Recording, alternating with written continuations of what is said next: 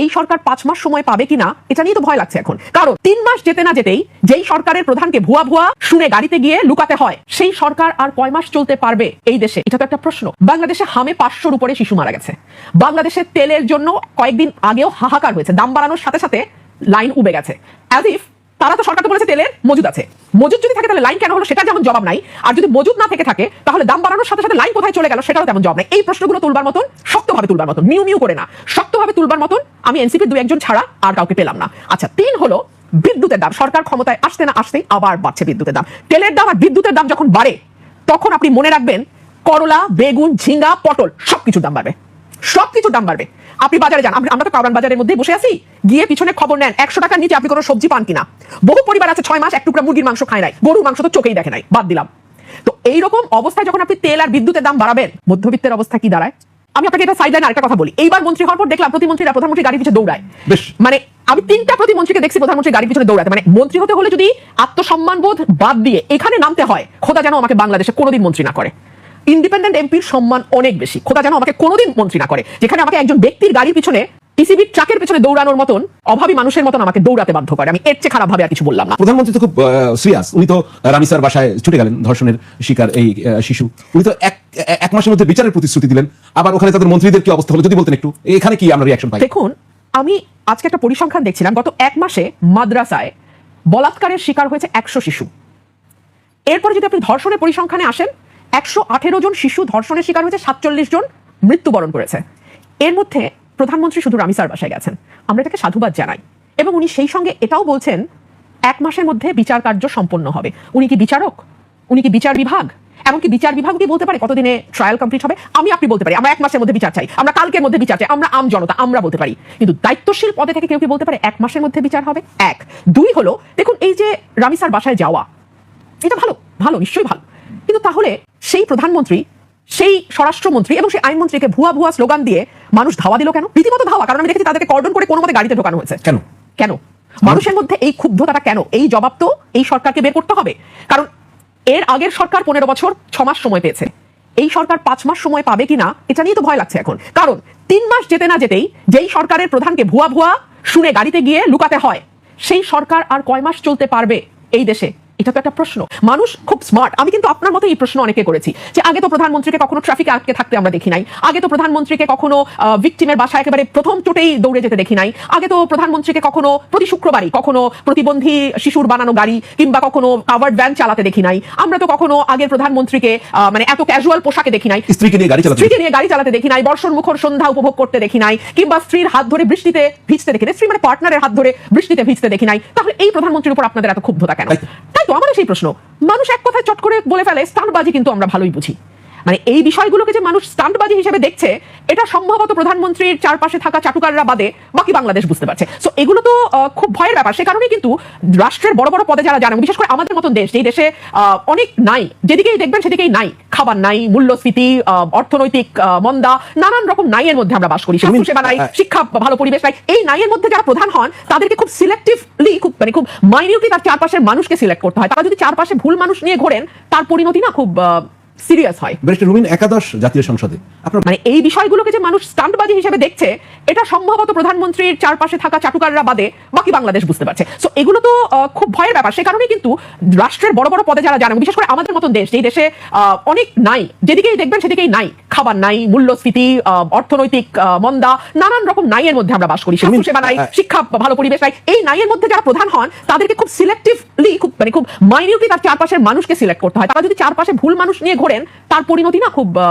Serious হয়। Barrister রুমিন, একাদশ জাতীয় সংসদে আপনার কয়জন ছিলেন? 6 জন 7 জন? হ্যাঁ, 7 জন। কিন্তু এক উজ্জ্বল নক্ষত্রের মতো দেখলাম যে আপনি একাই 100।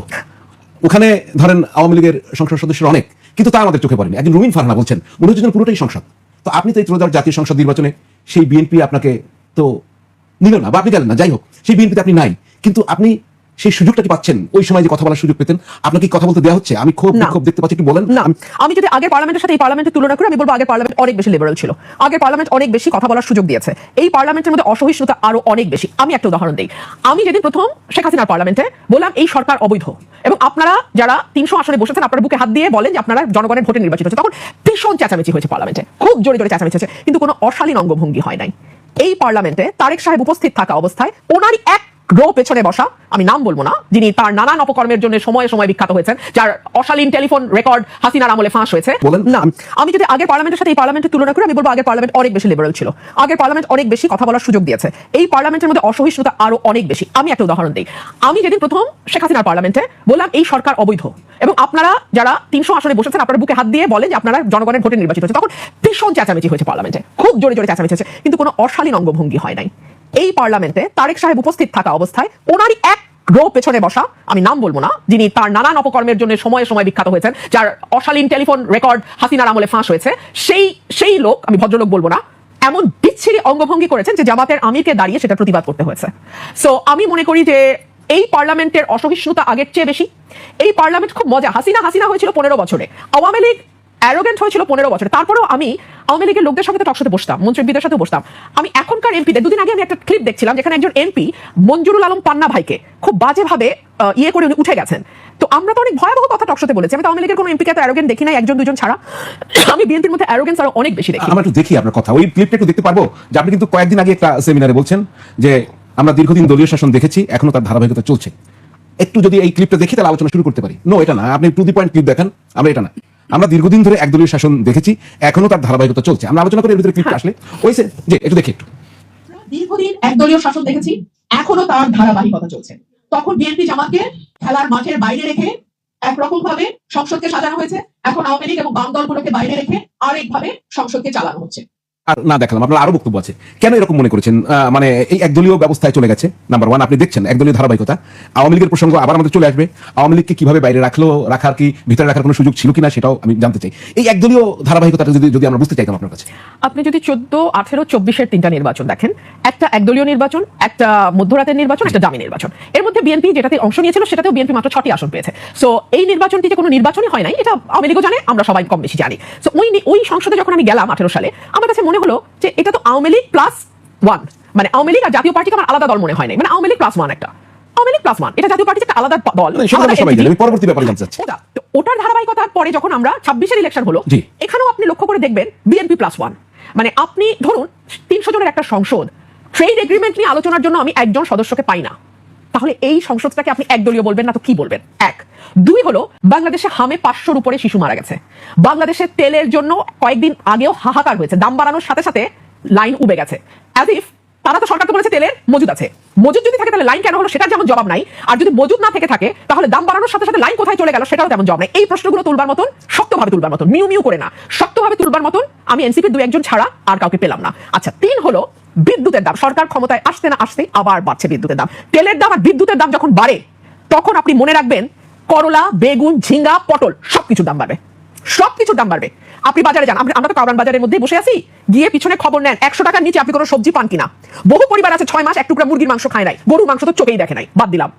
তো এইরকম অবস্থায় যখন আপনি তেল আর বিদ্যুতের দাম বাড়াবেন, মধ্যবিত্তের অবস্থা কি দাঁড়ায়? হাম নিয়ে কি হয়েছিল? আপনি তো কথা বলতে চেয়েছিলেন হাম নিয়ে কথা যখন বললাম, আমার কাছে মন্ত্রীকে বিরক্ত মনে হয়েছে। এই মন্ত্রী মহোদয় সজ্জন ব্যক্তি, মন্ত্রী হওয়ার আগে ওনার সঙ্গে আমার হরহামেশাই কথাবার্তা হতো। তো মন্ত্রী হওয়ার পর হয়তো উনি আর কি সেই মানে যাই হোক, মন্ত্রীদের তো একটা গরম আছেই। প্রধানমন্ত্রী বলেন না চেয়ার দিয়ে আগুন বেরোয়, তো প্রধানমন্ত্রীর চেয়ার যদি দাউ দাউ করে জ্বলে, মন্ত্রীদের চেয়ার যে একটু মানে মাইক্রো ওভেনের কাজ করবে না তা তো না, তো মন্ত্রীদের চেয়ার একটু মাইক্রো ওভেনের কাজ করে, মন্ত্রীরাও একটু গরম হন। তো উনি খুব একটা কমফোর্টেবল ছিলেন না উত্তর দিতে, আমার মনে হয়েছে, মেবি আই এম রং। তো আমি ওনাকে বললাম, উনি বললেন এত ভয় দেখালে নাকি সবার হাম হবে, মানে রোগাক্রান্ত হয়ে যাবে। তাই বললাম আমরা তো সংসদের সামনে কথা বলি, 300 হামের রোগী নিয়ে না। সো এই যে একটা জব দেখি তার ল্যাকিং এবং দোষ চাপানো, এবং ভেরি ইন্টারেস্টিং, দেখেন এই সরকারটি কিন্তু ইউনূস সরকারের একটা প্রলম্বিত অংশ। আমি বলি কেন, আমি এই কারণেই বলছি প্রলম্বিত অংশ। এই সরকার আসার ঠিক 3 দিন আগে ট্রেড এগ্রিমেন্টের মতো একটা ভয়াবহ গোলামির চুক্তি বাংলাদেশে হয়েছে। যেই এগ্রিমেন্টটা নিয়ে ধরেন আমার মতন দুষ্ট লোক এটাকে গোলামির চুক্তি বলতেছে, নিজের পলিটিক্যাল ফিউচারের কথা চিন্তা না করেই বলতেছে, বাকিরা এটা নিয়ে আলোচনা। দুষ্ট না বোকালো। আমি আপনাকে এটা সাইডলাইন আরেকটা কথা বলি, এইবার মন্ত্রী হওয়ার পর দেখলাম প্রতিমন্ত্রীরা প্রধানমন্ত্রী গাড়ির পিছনে দৌড়ায়। মানে আমি 3টা প্রতিমন্ত্রীকে দেখছি প্রধানমন্ত্রী গাড়ির পিছনে দৌড়াতে। মানে মন্ত্রী হতে হলে যদি আত্মসম্মানবোধ বাদ দিয়ে এখানে নামতে হয়, খোদা যেন আমাকে বাংলাদেশে কোনোদিন মন্ত্রী না করে। ইন্ডিপেন্ডেন্ট এমপির সম্মান অনেক বেশি, খোদা যেন আমাকে কোনোদিন মন্ত্রী না করে, যেখানে আমাকে একজন ব্যক্তির গাড়ির পিছনে, টিসিবির ট্রাকের পিছনে দৌড়ানোর মতন অভাবী মানুষের মতন আমাকে দৌড়াতে বাধ্য করে। আমি এর চেয়ে খারাপ ভাবে আর কিছু বললাম না। আমরা শুনবো আপনার কথা, আরো অনেক বিষয় রয়েছে, শেষ করি যে এই বিষয়গুলো নিয়ে আলোচনা করবার সাহস সংসদে দুই দলের এক দলও করলো না, মানে বিএনপি এবং জামাতে কেউ সাহস করলো না। তার মানে এটা হচ্ছে ইউনূসের একটা প্রলম্বিত অংশ। ইউনূসের খলিলুর রহমান এই সরকারের পররাষ্ট্রমন্ত্রী, মানে বিএনপি এতই অযোগ্য পার্টি যে যারা গত 25 বছরে তাদের 20 বছর ধরে বিরোধী দলে থাকা অবস্থায় তাদের একটা পররাষ্ট্রমন্ত্রী ঠিক করতে পারে নাই। সো খলিলুর রহমানকে তাদের পররাষ্ট্রমন্ত্রী বানাইতে হইতেছে। চিন্তা করেন এটা ইউনূসের অংশ যে সরকারের তথ্য উপদেষ্টা ডক্টর জাহিদুর রহমান বলছে যে না না আমরা বিশ্বাস করতে চাই যে ইউনূস সরকারের সময় শিশুদেরকে হত্যা করার উদ্দেশ্যে টিকা বন্ধ হয়েছে, বিষয়টি এমন নয়।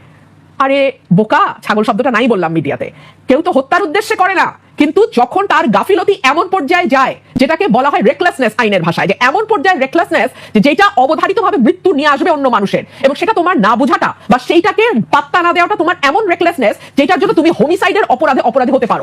আমি বিরতিতে যেতে চেয়েছিলাম যে আরেকটা প্রশ্ন না করে বলেন। তো অযোগ্য দলটি সম্পর্কে যখন বিএনপিতে ছিলেন তখন টের পাননি? না, তখন পাই নাই। কেন?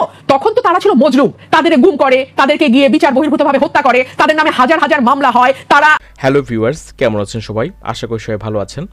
আজকে যে বিষয়টি নিয়ে কথা বলবো সেটি হচ্ছে যে আপনারা কীভাবে আপনার ইউটিউব থেকে আপনারা ইউটিউব লাইভ করতে পারেন।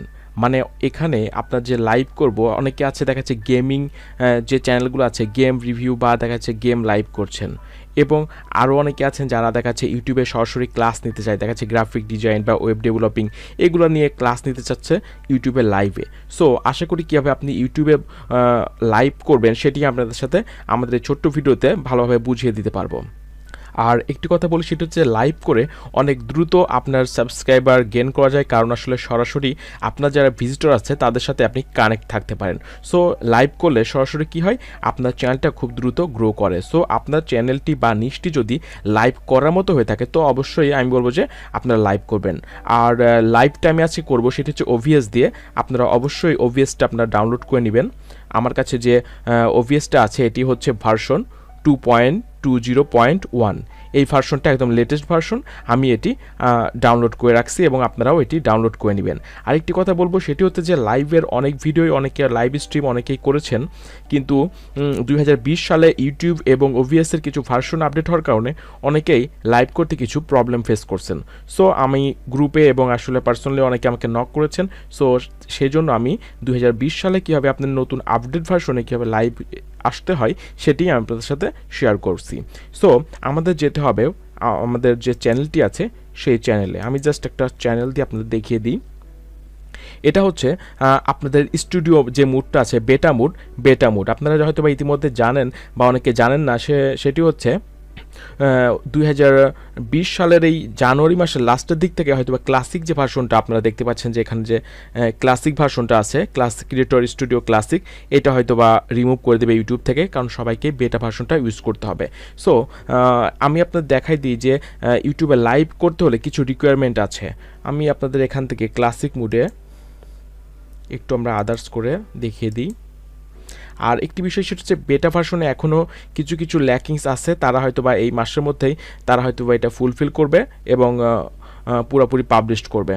সো আমাদের একটু হেল্প নিতে হচ্ছে আমাদের ক্লাসিক ভার্সনের। আপনাদের এখানে আশেপাশে যে চ্যানেলটা দেখছেন চ্যানেলে ক্লিক করবেন। আগে দেখতে হবে যে আপনার চ্যানেলটা লাইভ স্ট্রিম করার মতো জন্য এলিজেবল কিনা। সো এখানে আসার পর আপনি দেখবেন যে লাইভ স্ট্রিমিং যে লেখাটা আছে এটা এনাবল কিনা, এবং ইমবেড লাইভ স্ট্রিমিং এটাও এনাবল কিনা। এটা যদি এনাবল আপনার করা না থাকে তাহলে আপনি লাইভ করতে পারবেন না। সো অবশ্যই এটা এনাবল করার মতো যোগ্যতা থাকলে আপনি এটা এনাবল করে নেবেন। সো আমাদের এটা এনাবল করা আছে। এখন আমরা দেখব যে কীভাবে লাইভ করা যায়। আমরা চলে যাব আমাদের ব্যাক টু ইউটিউব স্টুডিওতে। সো এটা খুব বেশি কঠিন কিছু না, আমার মনে হয় যে বা একটু হয়তো বা টেকনিক্যালি একটু এদিক ওদিক আছে। সো আমি আপনাদের আজকে ক্লিয়ার করে দিব এটি। সেটি হচ্ছে যে এটা হচ্ছে বেটা মোডের যে স্টুডিওতে আছে, আমরা চ্যানেলের ড্যাশবোর্ডে আছি এবং আগে দেখতে পাচ্ছেন যে এই বাম পাশটা আসলে চ্যানেলের লাইভ অপশনটা ছিল ক্লাসিক মোডে, আর আমাদের বেটা মোডে দেখতে পাচ্ছেন যে এখানটায় গো টু লাইভ এখানে আছে, আপনারা দেখতে পাচ্ছেন গো লাইভ। সো আমরা এই গো লাইভ যে আইকনটা আছে এখান থেকে আমরা লাইভে যাব। আর তার আগে যা করতে হবে সেটা হচ্ছে যে আমাদের OBS-এ চলে যাব। আমরা OBS-এ আসার পরে আমরা কি করব, আমাদের হয়তো পিসিতে বা ল্যাপটপ বা কম্পিউটার কোনো গেম বা কোনো ডিজাইন হয়তো আমাদের যে ডিসপ্লেটা বা